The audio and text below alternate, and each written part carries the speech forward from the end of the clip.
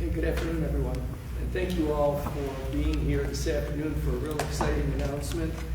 Something that I think underscores our commitments as an administration to the improvement of our environment here, as well as also achieving one of our goals, and that is to continue to make Hyde Park a great place for families to come and enjoy themselves and relax. You'll hear more about the specifics of the project as well as the funding, but let me start by saying that these kinds of things really come together when partners lean in on an important project.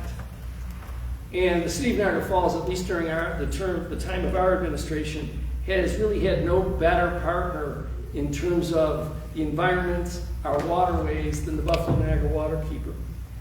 They have been instrumental in a number of projects that we have been involved with them throughout the course of time that I've been here. And this one, which really focuses again on Gill Creek as it runs through Hyde Park, especially will bring some great relief to the waterway. You know, Hyde Park is an important part of our community. It is the largest urban park in New York State outside of Central Park. And so what we are trying to do, and what we've been trying to do, is invite our residents back into the park to create again a place for them to come again and enjoy themselves.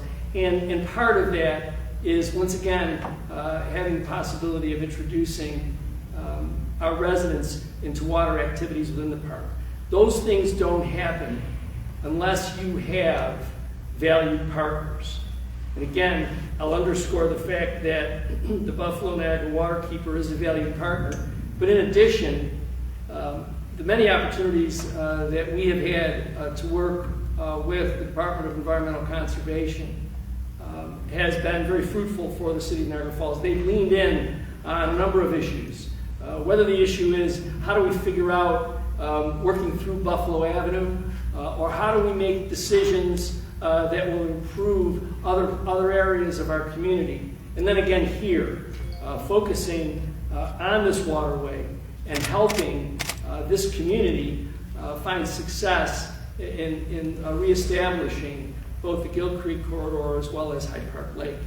So let me again thank both the Buffalo Niagara Waterkeeper and the Department of Environmental Conservation for their great commitment and interest in the City of Niagara Falls. And now, what I will do, because I'm sure you want to hear more about the particulars of this, but I'm going to turn this over now to Jill from the Buffalo Niagara Waterkeeper. Thank you, Mary. Well, thank you, everyone, for the members of the media for coming out today, and for all of our social media followers out there, and our 40,000 folks that support the work of Waterkeeper and our partners. My name is Jill Jadlick. I'm the Executive Director of Buffalo Niagara Waterkeeper. And I'm here also with some key members of our team who are overseeing this project. I want to acknowledge our project manager, Catherine Winkler, and our Director of Ecological Programs, Emily Root, two women who are instrumental in making these projects come to life and making them happen. Also joined with the mayor as well as with Julie Barrett O'Neill from Region 9, New York State DEC, and always like to acknowledge Julie was a colleague of mine for many years and our first executive director at Waterkeeper, so it comes full circle, right, back here in Niagara Falls. We are here today to celebrate progress in our community, and sometimes these kind of projects don't necessarily seem like they're a top priority. There's a lot going on in the world right now. We recognize that. We know that. But these are the kind of projects that make our community safer, make our community healthier, and it improves the quality of life of the people that live here. This is our home. This is what we call home. Parks and open spaces in the natural environment are the places that many people will flock to for healing, to decompress, and just to simply find joy and solace in nature in an otherwise sometimes very noisy and crazy world. And we're grateful to be a part of this project and help improve the quality of life here at Niagara Falls. We've worked in collaboration with the City of Niagara Falls for decades on various waterways and various efforts. In particular, in the Gill Creek corridor, we've been hyper-focused on this waterway for well over 10 years. Everything from mobilizing volunteers to engaging youth in education and engagement and stewardship activities, to the ongoing water quality monitoring that we're doing for harmful algal blooms, to implementing green infrastructure and stormwater management. Most recently, the last couple of years, we've completed the Gill Creek Restoration Plan. And because at Waterkeeper, our plans don't stay on the shelf, we actually put them into action. We have successfully implemented 2 of those restoration projects to date. And here we are to talk about how we're going to be advancing 3 more of these project sites that are part of that plan. So the restoration in Gill Creek can be discussed and categorized as incremental and also impactful. Gill Creek work is very targeted, it's very intentional, and it's very results driven. Hyde Park has proven that ecological restoration, public access, and recreation can all coexist. The primary directive out of this project and this funding is certainly to help improve the ecosystem and water quality, but also there's additional benefits for the community in terms of accessing their local environment. So Buffalo Niagara Waterkeeper is currently leveraging funding that was ceded to us and partnered with us by the Host Communities Fund of the Niagara River Greenway. This was critical. This partnership and collaboration that the mayor talked about was helping fund what we refer to as the unsexy work of habitat restoration. It's doing the analysis, it's doing the studies, it's doing the conceptual drawings, the planning, all the boring, sometimes boring science stuff that has to be done. But without that investment and that trusted partnership, we would not have been able to compile and propose this funding application to New York State for consideration for implementation. So I want to thank the mayor, of course, and his entire team for the support that they've shown and the trust they've put in our partnership for the last few years in making this stuff happen.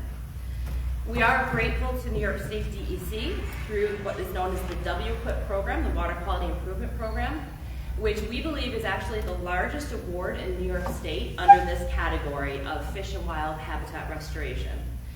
So we will continue to seek out and propose projects here in Western New York so our communities can be restored and thrive. Through this funding and through the thoughtful nature-based designs that we have, the planned improvements through this project will include stabilization of nearly 3,000 linear feet of shoreline that is going to use native vegetation and green infrastructure practices. There will be restoration of almost 7 acres of riparian habitat. Riparian habitat is that shoreline zone between the water and the upland. We'll be looking to for conversion of mowed lawn and degraded stream banks into resilient natural areas. We will also improve informal access for fishing and passive recreation.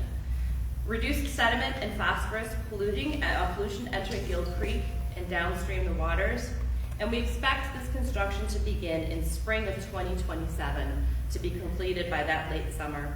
And like all restoration projects, it may take a few years of monitoring and stewardship after it for the restoration to really take hold.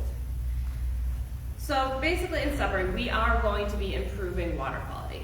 We are reducing erosion, we're going to be reducing the flooding risk, and we're also creating a healthier, more accessible green space in Niagara Falls. So these 3 sites will further advance the ecosystem rehabilitation progress that we've started, and greatly looking forward to the results, not only this coming season of our most recent project, but to get these other programs going. So just like all of our restoration projects in Western New York, ecosystem restoration here in Niagara Falls is an ongoing and long-term effort. We will be continuing our efforts to identify and fully understand and potentially minimize the occurrences of harmful algal blooms in this system. So this work that we've been awarded and will be pursuing is on a parallel path. Restoration is not linear. It's not one step after another. It is tackling different problems at the same time. So we are going to restore shoreline conditions. We are going to restore ecosystems and habitats, and we are still going to assess what can be done to help minimize the occurrences of those harmful algal blooms. Our appeal to the community along the way is please help us with the ongoing stewardship. Oftentimes, we love these places to death. We use them, we can overuse them, we don't treat them as they should be treated. But just slight changes in perspectives and behaviors by the community is certainly going to be impactful at this site. So it's not just the responsibility of the City of Niagara Falls and the staff of Niagara Falls or volunteer groups like Waterkeeper to steward these. It does take an entire community to make these things successful. So please respect the boundaries of these recovering restoration sites along the way, but we encourage people to get out and enjoy their natural environment. We live in a very special place on this planet, and we want our community to enjoy it and have it help thrive. So at this, I'll turn it over to my colleague, Julie Barrett-O'Neill from New York State DEC. It is an absolute pleasure to be invited to join and celebrate the announcement of this impactful program. The New York State DEC is proud to be awarding the $2 million in WQIP funding investment for this important initiative, working in partnership with the Buffalo Niagara Waterkeeper and the great city of Niagara Falls. Governor Hochul's continued commitment to investing in sustainable water quality improvements is helping communities all across New York State, including places like Niagara Falls, which has disproportionately borne the burden of industrial pollution for decades. Buffalo Niagara Waterkeeper's Living Shoreline Restoration Project along Gill Creek in Hyde Park will restore habitat and improve water quality within the Niagara River watershed. It is exactly the type of project envisioned by DEC's Water Quality Improvement Project, or WQIP grants, and exactly the type of outcome that Governor Hochul's record investments in water quality seek to achieve. The 2026-27 executive budget proposes a bold 5-year, $3.7 billion with a B commitment to modernize New York State's water systems, providing $750 million annually to deliver clean water and unlock the state's economic potential. This historic funding level will also continue to support New York State's premier water programs, such as the WQIP, the Water Infrastructure Improvement Program, and the Lead Infrastructure Forgiveness and Transformation Program. When combined with the record funding of $425 million for the state's Environmental Protection Fund, New Yorkers would see more than $1 billion in funding this year for the environment. That is unprecedented.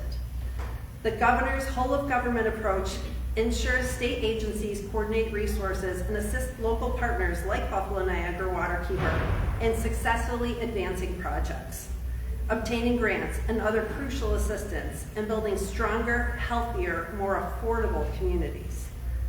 The WQIP program is a competitive, statewide reimbursement grant program that can be used to fund projects that directly improve water quality and habitat, promote flood risk reduction, restoration, and enhance flood and climate resiliency, or protect a drinking water source. Improve water quality,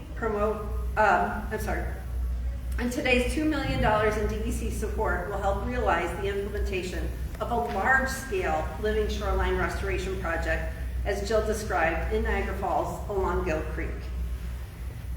Gill Creek flows through a New York State designated disadvantaged community and potential environmental justice area where decades of erosion, stormwater runoff, and nutrient pollution have contributed to harmful algal blooms, degraded habitat, and limited our public access. I know DEC is excited to see this Living Shoreline project through to completion and for the countless environmental and quality of life benefits it will bring for the natural resources and residents of Western New York and the wonderful city of Niagara Falls. Thank you.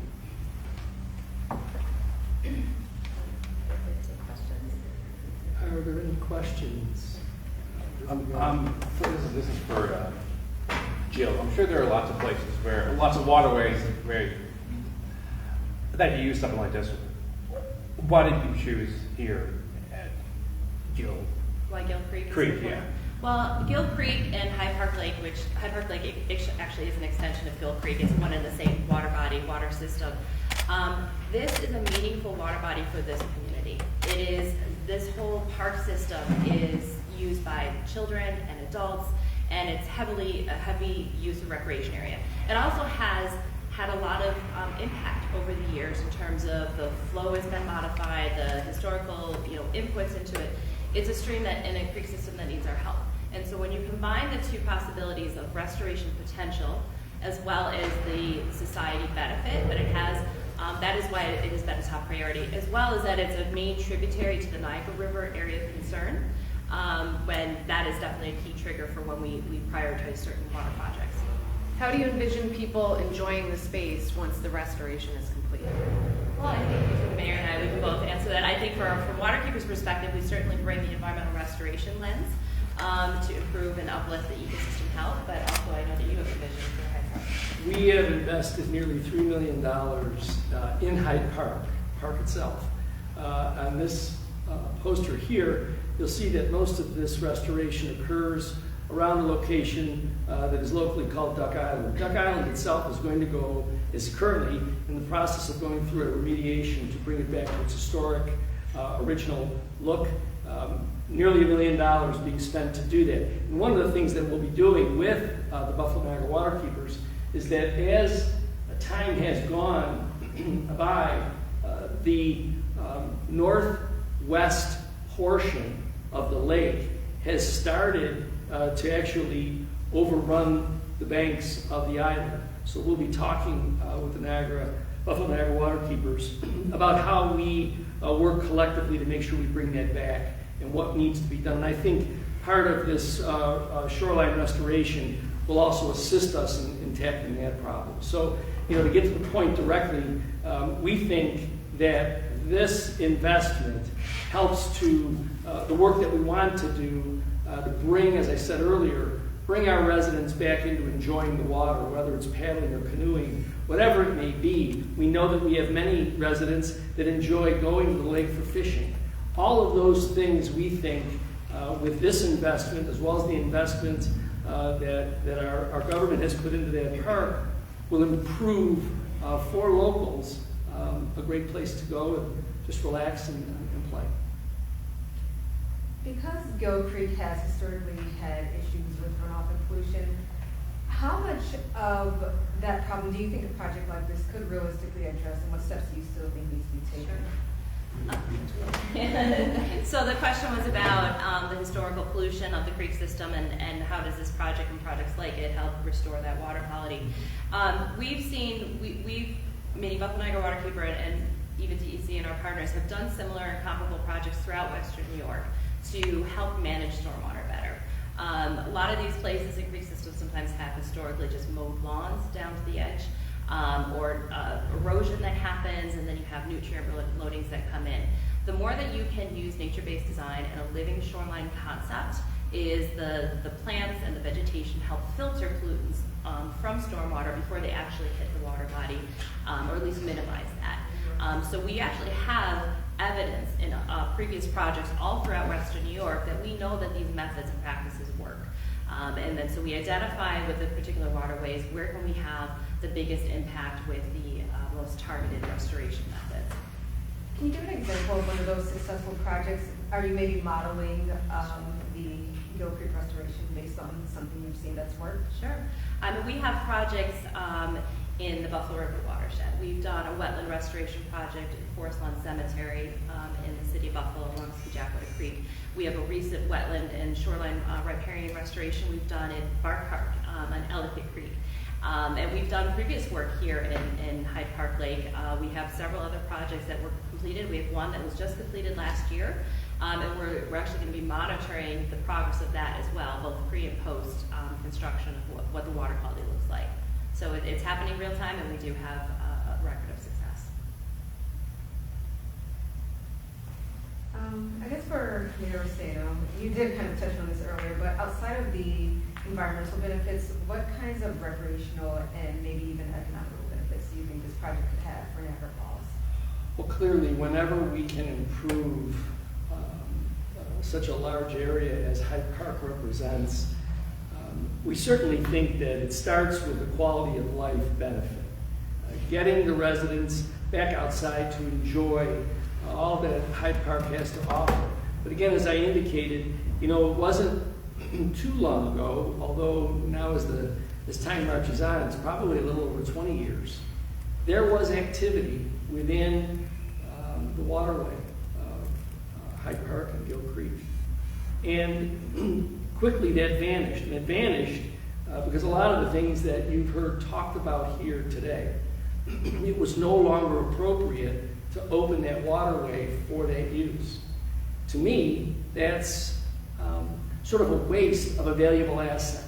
Now, in terms of economic benefit, clearly, once we begin to see the benefits of the work that will be done along the shoreline and in the lake itself and the creek, we believe that that starts to open up opportunities for all of the visitors that come here.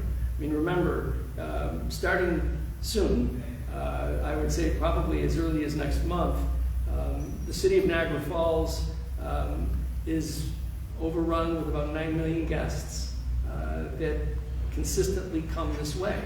Now, one of the things that might be of interest to those guests and those visitors is the opportunity to enjoy some of that outdoor activity that we think projects like this, as well as their future forward look, will be able to offer. If I could just add to the economic discussion as well, that we know that when we restore the health of local waterways, the communities and economies around them will restore too. And the evidence that we have on that is actually economic studies that were done post-restoration of the Buffalo River. So we had a massive river cleanup and shoreline enhancements that actually showed a 4-to-1 economic return. For every dollar invested in restoration, there was a $4 return in economic activity. This parcel and this park might be a little bit of a different story, but we do expect also the stimulus that happens from investments in ecological restoration will happen through the work that goes out to contractors and construction, and also the economic activity that inspires in the immediate area. Thank you. Last question, I think, for me is, it was discussed about how the polluted waterways had an impact on some of the neighborhoods in Niagara Falls. With this project, what kind of measurable outcomes will residents actually see that will contribute to the improvement of their quality of life? Who wants to take that? Any one of us can.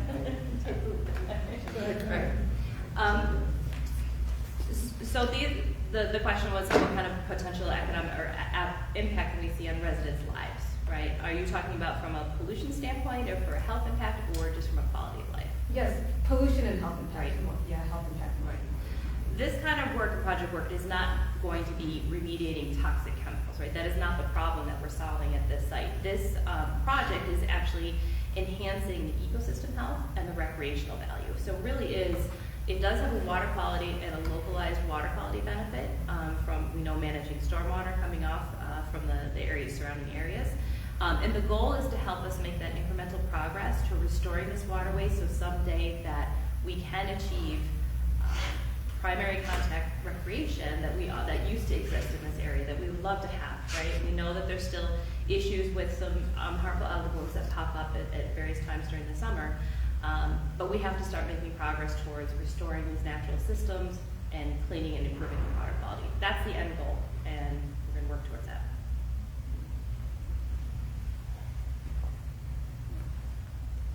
Anything else? Okay, again, thank you so much for coming out today, and I want to thank again Julie from the Department of Environmental Conservation and Jill with the Buffalo Niagara Waterkeeper. Appreciate their attention to our community in this project.